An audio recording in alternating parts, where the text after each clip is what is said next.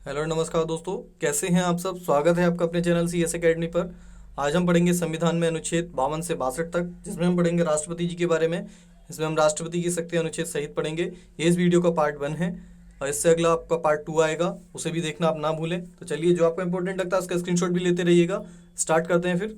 तो राष्ट्रपति का पद जो है वो सबसे पहले आपको याद रखना है कहाँ से आया है भारत के संविधान में। तो वो यूएसए से लिया गया है, यानी अमेरिका से लिया गया है।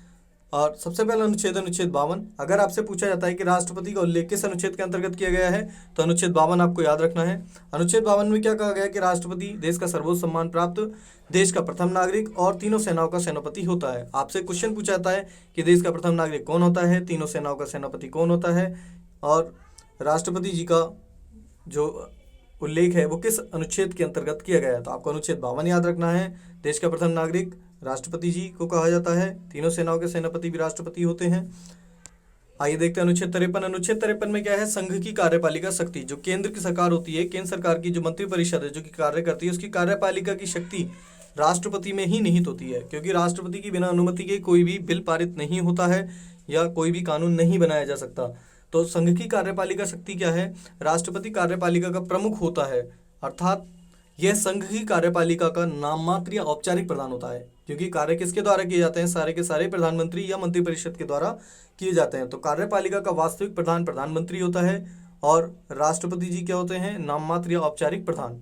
तो आपको ये भी याद रखना है। चलिए आगे देखते हैं। अनुच्छेद 54 में है राष्ट्रपति का निर्वाचन। यदि राष्ट्रपति पद का चुनाव होना है तब उनका चुनाव अप्रत्यक्ष होता है। चुनाव दो प्रकार के होते हैं, एक प्रत्यक्ष और एक अप्रत्यक्ष।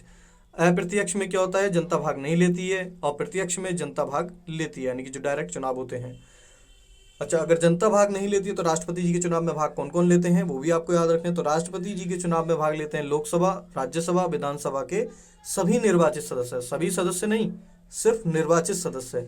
मनोनीत सदस्य भी भाग नहीं लेते हैं, सिर्फ निर्वाचित सदस्य। किस किस के, लोकसभा, राज्यसभा और विधानसभा के। ये आपको याद रखना है, कई बार पूछा जा चुका है। अगला है अनुच्छेद 55। अनुच्छेद 55 में है राष्ट्रपति के निर्वाचन की विधि। राष्ट्रपति जी का जो निर्वाचन है वो किस विधि के थ्रू किया जाता है, तो सिंगल वोट ट्रांसफरेबल सिस्टम, या इसे हम कहते हैं एकल संक्रमणीय मत पद्धति। यानी अगर कोई भी, मान लिया अगर आपके पास 3 कैंडिडेट हैं जो कि राष्ट्रपति पद के लिए उम्मीदवार हैं, तो इन्हें किसे किसे वोट दिया जाएगा। अगर आपको वोट देना है, हम चाहते हैं कि पहले नंबर पर ये बने, बी, अगर बी नहीं बन पाए तो ए बने, वरना सी बने, यानी कि एक ही वोट 3 जगह ट्रांसफर हमारा हो सकता है, यानी कि ट्रांसफरेबल सिस्टम है ये। तो आपको याद रखना है कि किस तरीके से राष्ट्रपति जी का चुनाव होता है और इस पद्धति का क्या नाम है, एकल संक्रमणीय मत पद्धति। आगे देखते हैं अनुच्छेद 56। अनुच्छेद 56 में क्या है, राष्ट्रपति जी का कार्यकाल। सामान्यतः कार्यकाल 5 वर्ष का होता है, ये आपको पता ही होगा। और यदि राष्ट्रपति चाहे तो 5 वर्ष से पहले भी यदि त्यागपत्र देना चाहे तो उपराष्ट्रपति को त्यागपत्र सौंपकर वह पद से अपने मुक्त हो सकते हैं। या अगर राष्ट्रपति किसी भी संविधान के किसी भी अनुच्छेद या किसी भी प्रकार का कोई भी कानून का उल्लंघन करते हैं, तब उन पर महाभियोग प्रक्रिया लाई जाती है और महाभियोग प्रक्रिया द्वारा उन्हें पद से हटाया जा सकता है।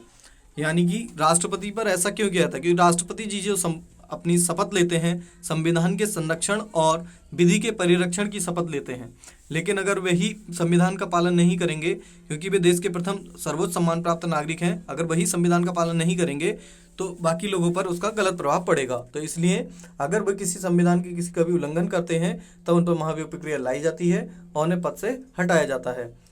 और त्यागपत्र देना होता है तो ये उपराष्ट्रपति को देते हैं, और उपराष्ट्रपति को त्यागपत्र देना होता है तो वो राष्ट्रपति को देते हैं। और कार्यकाल आपको याद रखना है 5 वर्ष का होता है, लेकिन 5 वर्ष के बाद भी कोई भी दोबारा से चुनाव लड़ करके राष्ट्रपति बन सकता है। अनुच्छेद 57 में क्या है, भारत में कोई व्यक्ति कितनी बार भी राष्ट्रपति बन सकता है। जैसे कि मैं बताया भी, 5 वर्ष के बाद भी कोई व्यक्ति दोबारा चुनाव लड़ करके राष्ट्रपति बन सकता है। तो कोई व्यक्ति कितनी बार भी राष्ट्रपति बन सकता है, लेकिन आपको याद रखना है यहाँ पर यूएसए में, भले से ही राष्ट्रपति का पद हमने यूएसए से लिया है, लेकिन यूएसए से सभी कुछ नहीं लिया है, क्योंकि यूएसए में क्या है, कोई भी व्यक्ति अधिकतम 2 बार राष्ट्रपति बन सकता है, लेकिन भारत में कितनी भी बार राष्ट्रपति बन सकता है। चलिए आगे देखते हैं। अनुच्छेद 58 में है राष्ट्रपति पद की योग्यताएं। ये योग्यताएं आपने पहले भी पढ़ी होंगी, यदि नहीं पढ़ी है तो आप ध्यान से देख लीजिएगा। सबसे पहली योग्यता है कि वह भारत का नागरिक हो, वह पागल या दिवालिया ना हो। तो पागल आपको समझ में आता है, लेकिन दिवालिया क्या होता है, दिवालिया में क्या है, यदि किसी व्यक्ति की संपत्तियां उसके दायित्व से कम हो जाती है, यानी कि जो उसके जितनी भी उसकी संपत्ति है, उसके पास जो रुपए हैं, ऐसा समझ लीजिए कि वो कर्जे में डूब चुका है, इतना उसका लेना बाकी नहीं है जिसको उतना देना है, तो इस प्रकार क्या होता है कि कोर्ट के द्वारा मुकदमा चलकर उसे दिवालिया घोषित कर दिया जाता है। कोई व्यक्ति ना उसे उधार रुपए लेगा ना देगा, तो इस प्रकार से वो व्यक्ति क्या होता है, दिवालिया घोषित कर दिया जाता है। अगर कोई व्यक्ति दिवालिया घोषित है तो वह राष्ट्रपति पद के लिए अयोग्य होता है।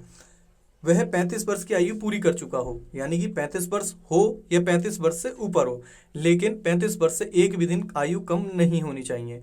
इसके बाद वह किसी भी लाभ के पद पर ना हो, कोई भी अगर उसकी गवर्नमेंट जॉब वगैरह है तो उस जॉब से भी उसे त्यागपत्र देना होगा। इसके बाद वह लोकसभा राज्यसभा का सदस्य रहा हो या सदस्य बनने की योग्यता रखता हो, यानी कि वह लोकसभा राज्यसभा इन दोनों में से किसी भी एक सदन में या तो सदस्य रहा हो या फिर सदस्य बनने की योग्यता रखता हो। लेकिन अगर वह सदस्य वर्तमान में है तो उसे पहले सदस्यता से त्यागपत्र देना होगा, उस सदस्यता को छोड़ना पड़ेगा, तब वह राष्ट्रपति पद के लिए एलिजिबल होगा। और आपको याद रखना है कौन कौन राष्ट्रपति पद के लिए चुनाव में खड़े हो सकते हैं। तो वर्तमान में कोई भी राष्ट्रपति हो वो दोबारा से चुनाव लड़ सकते हैं। उपराष्ट्रपति हो देश का, वो भी किसी भी राज्य का राज्यपाल, संघ या किसी भी राज्य के मंत्री राष्ट्रपति पद के लिए खड़े हो सकते हैं। चलिए आगे देखते हैं। इसके बाद है अनुच्छेद 59। इसमें क्या है, राष्ट्रपति पद की शर्तें। शर्तें में क्या है, वह किसी भी सदन यानी लोकसभा या राज्यसभा का सदस्य ना हो।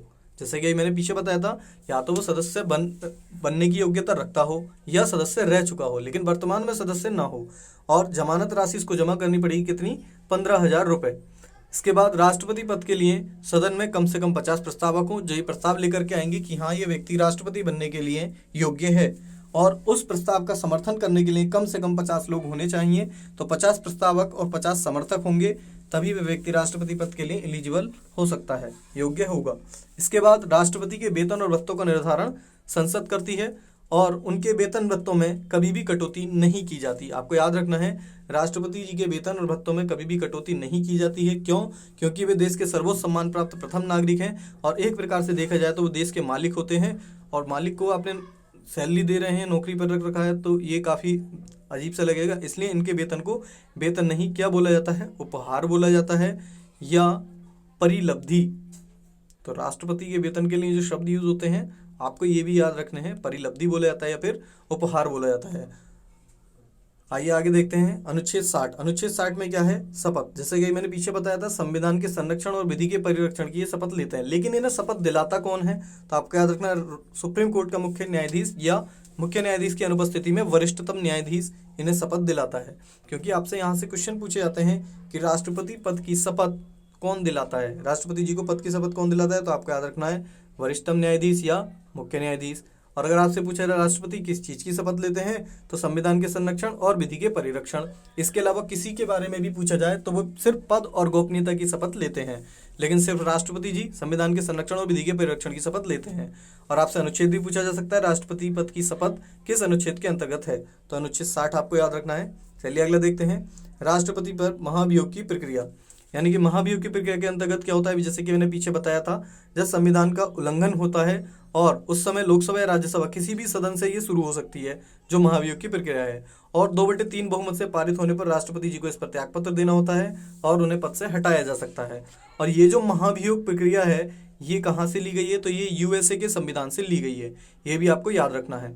और यदि आप चाहते हैं महाभियोग प्रक्रिया के बारे में डिटेल में जानना तो आप नीचे कमेंट कर सकते हैं, इसके लिए हम अलग से वीडियो बना देंगे। तो चलिए आगे देखते हैं, यह अनुच्छेद 61 था।